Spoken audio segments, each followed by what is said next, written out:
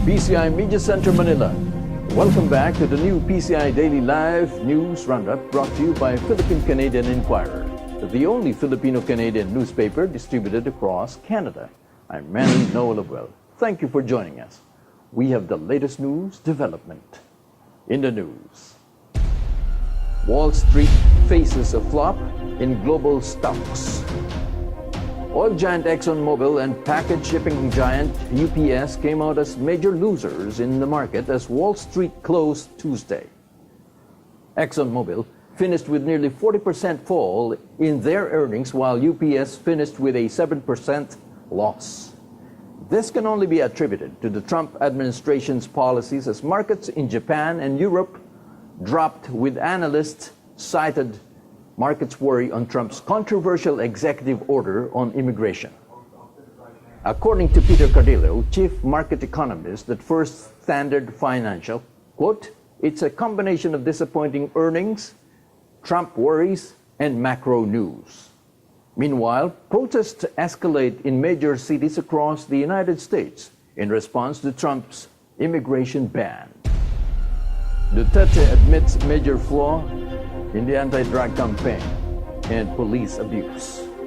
Standing before newly promoted military generals in Malacanang, President Duterte admitted that police abuses were rampant in his anti-drug campaign, which resulted not only to the controversy surrounding the murder of Korean businessman Ji Ik-ju, but also other cases of extrajudicial killings that have strong connections to police abuses and brutality. The president now then turns to the AFP in terms of cleaning the PNP by having an active role in the ongoing anti-drug campaign. Quote, "Let me reorganize the enforcement drugs by the police. In the meantime, they would be arrested, and I will order you to arrest them." According to presidential spokesman Ernesto Obella, Duterte is looking forward to the revival of the Philippine Constabulary, which is an organization under the AFP designed to fight against crime and to solely focus on the anti-drug campaign. However, this will take time, as this had to be backed up by legislation.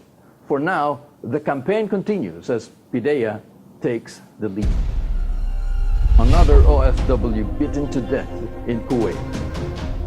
Barely a week after the execution of OFW Jakatia Pawa in Kuwait, another Filipino domestic helper was allegedly beaten to death. Amy Capulong Santiago was brought to Farwania Hospital on January 25th, and according to the reports from Assistance to Nationals Unit of the Philippine Embassy in Kuwait, records from the Abdullah Al-Mubarak police indicated that the victim had an old and fresh bruises on various parts of her body, primarily on the back. Police arrested Santiago's male employer while his wife went to the police to surrender. Both are detained and under investigation. Filipino authorities in Kuwait and the Department of Labor and Employment are now taking further actions in the investigation of the case in Kuwait, while the family was promised further assistance. Labor Secretary Silvestre Bello III had previously mentioned considering the suspension of the deployment of OFWs in Kuwait. And that's the roundup news for today from PCI Media Center, Manila. PCI Daily Live News Roundup is brought to you by CanadianInquirer.net, where you can browse for the latest news development and complete stories anytime. With our Philippine news team here in Manila, Feby Balabar, our news editor, Gino Alcantara, graphics designer and video editor. I'm Manny Noelabel. Thank you for joining us. We'll see you again tomorrow. Goodbye.